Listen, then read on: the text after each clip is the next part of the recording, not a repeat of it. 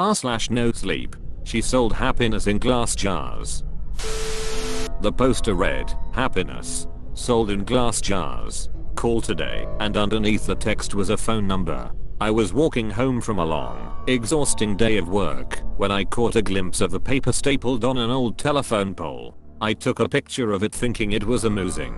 I was going to show my wife once I got to our apartment, but I was caught up with chores and forgot about it: dinner, dishes, laundry, packing a snack for our daughter, putting her to bed, then putting her toys away that she left out in the living room every night. It was the exact same routine.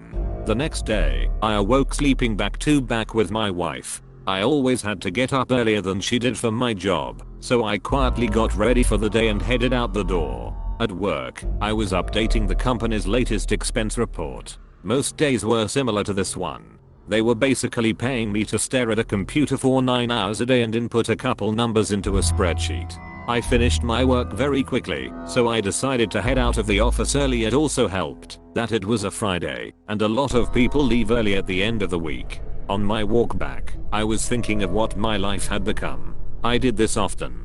I always dreamed of traveling when I was younger. I wanted to drive across the country or solo backpack across Europe. Then I met Kelsey. Don't get me wrong, I loved Kelsey. I mean, I still do. We just don't have that spark anymore. When you meet someone and get in a relationship, whether it's meant to be or not, some of your personal life plans have to be put on hold. And then that relationship turns to marriage, and then you have a baby, then you have to enroll your daughter in a preschool, then you have to get a better paying job and work more hours and blah, blah, blah.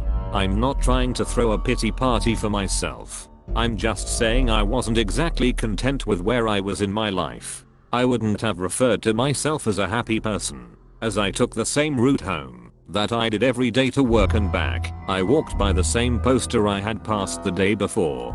I don't know why, I really don't, but I decided to call the number. I figured it would be some joke. Maybe someone just picks up and says, "I love you," on the other end and hangs up.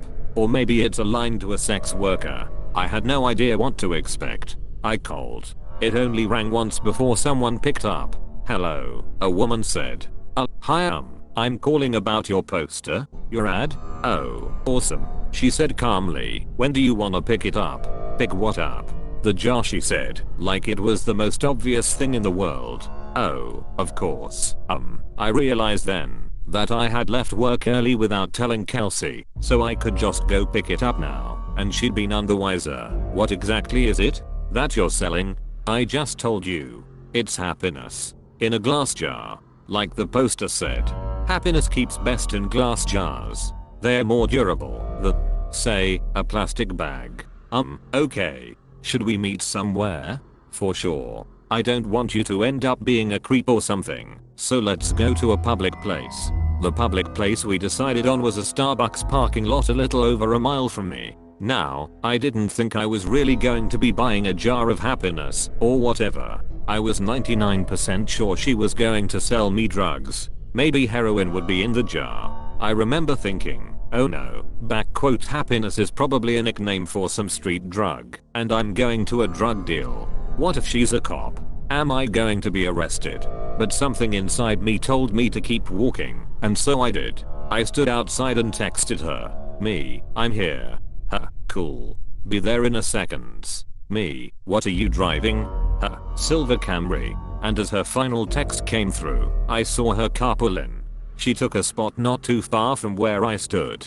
I could see there was no one else in the car, which put my kidnapping fear to rest. She opened her door and stood on the pavement, looking around until her eyes met mine. I gave her a little nod of acknowledgement. She simply responded by waving her hand, gesturing for me to come over to her car, so I did.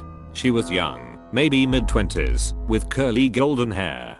Her skin was pale and contrasted with the all-black outfit she was wearing. I thought she looked like Glinda the Good Witch from The Wizard of Oz had put on the Wicked Witch's clothes. "Nice day out," she said as a greeting. "Oh, yeah it is. Hadn't really paid attention to it. You were the one that called about the jar, right?" "Yeah, that was me." "Cool. Well, here you go." She handed me a very small, glass mason jar. It couldn't have been more than 2 inches tall. Inside of it was a light. Not a light bulb, just light. It was like someone bottled up sunshine. It glowed even in the mid-afternoon daylight.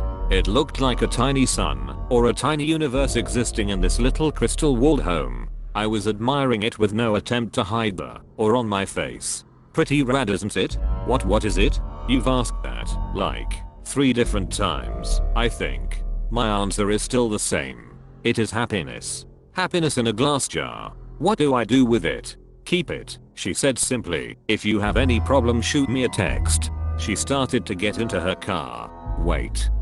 I said, I thought you were selling this? How much is it? Don't worry, man, she said with a smile. You'll pay. She closed her door and I stepped out of her way as she backed up, then drove off. What the hell had just happened? What was I holding? I looked down at the jar again. Its radiance was simply mesmerizing.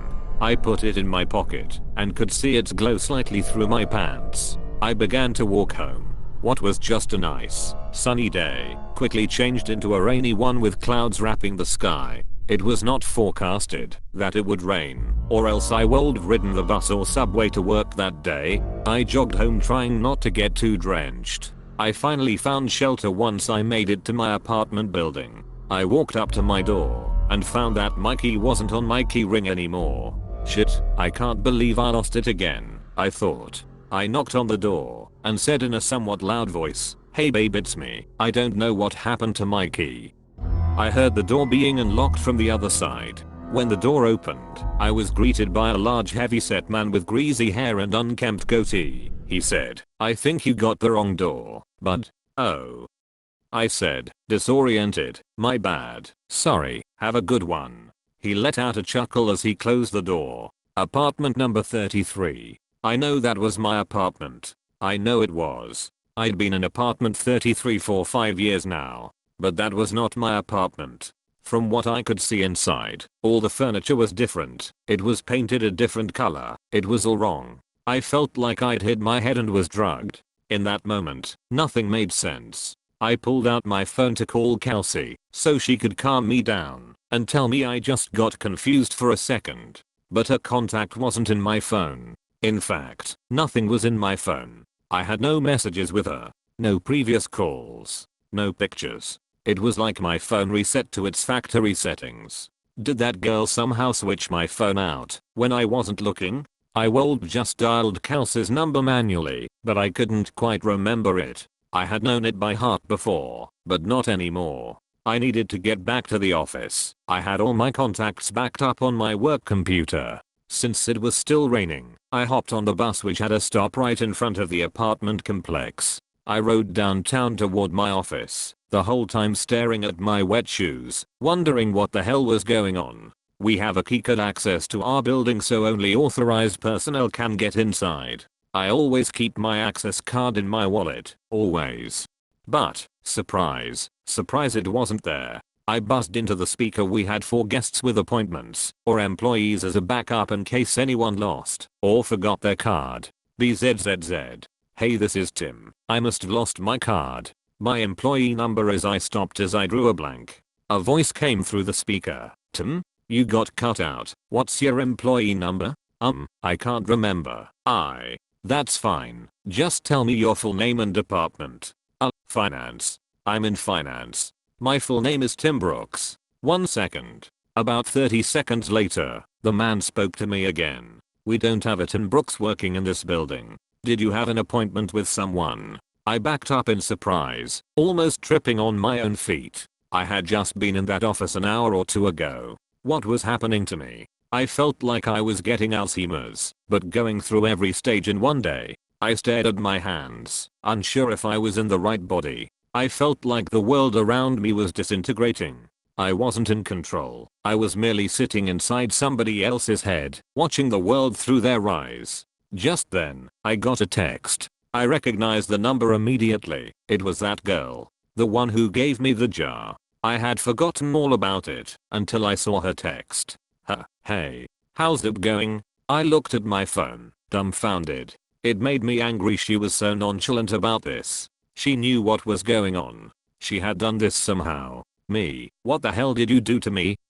The worst is yet to come. I was astronomically close to just chucking my phone as far as I could in frustration. I took the jar out of my pocket. It looked unchanged, still glowing just as bright. "What the fuck did you do?" I yelled at the jar, realizing I probably looked like a lunatic. As I stared at its glistening glass, I realized something. I didn't know what my wife's face looked like anymore. I knew her name. Well, I know it started with a K, or maybe a C. I couldn't picture her in my mind. I knew I had a wife. I knew I did. Yes, because I had a daughter. I had a wife and a daughter. I just couldn't remember their faces and or their names, or their birthdays, or any memories I had with them. I know they existed. They did exist. I had just seen them that morning, right? I couldn't remember how she looked, or what she smelled like. What was our first date? We had a wedding, right? What about our first kiss? Or my daughter, or was it my son? Maybe I didn't even have a kid. But my wife, or girlfriend, she was real. I knew she was. The thought was tearing me apart. I couldn't see her in my head. I couldn't recall a single fact about her. I was standing outside of the same building, but I was unsure why I was. Did I work there? I must work somewhere. The rain was accompanied by a chilly wind now. It was whipping at my face, making my nose and cheeks sting. I wanted to go home. I wanted to be with her. I wanted to be warm. I wanted to go into a shitty office job that kept a roof over my head. I wanted it all. I was soaking wet. I was miserable. I couldn't remember my parents or my childhood. Did I even have any friends? Why was I in the rain? I looked down at my hand. I was still clutching the jar. The only memory of my entire life I could concretely remember was that girl giving it to me, telling me it was happiness. It did not bring happiness. It brought pain. It brought suffering. I was more miserable in that moment than I'd ever been. My phone buzzed. "Break the jar, Tim." I looked at my other hand. With the setting sun and the rainy sky, I swear the jar glowed brighter than any street light near me. I didn't break it because I was following her instruction. I broke it because I was angry. I broke it because I was upset. I needed a release. I raised my arm above my head and brought it down with one swift motion, shattering the jar on the concrete beneath my feet. The dark, chilly air accompanying the rain spread away like it was the shockwave of a bomb going off, and I was at the epicenter. I saw the warm yellow light from inside the jar spread rapidly across the ground and ascend into the sky. It was as if I was watching the beginnings of the universe being created, like God had just snapped his fingers and said, "Let there be light."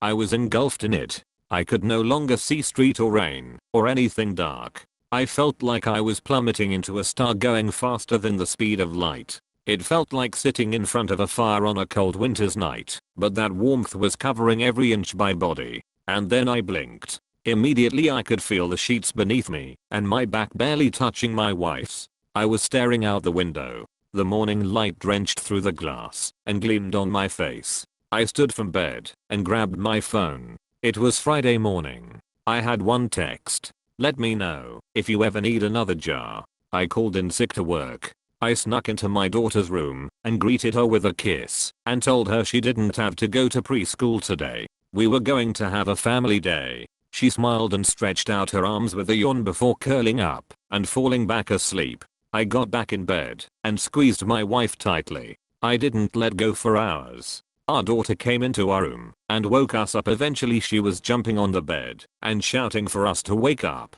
Yesterday I may have found that annoying. Yesterday I may have found a lot of things annoying, or monotonous, or dull. But not today. Today, I pulled her under the covers in between me and Kelsey.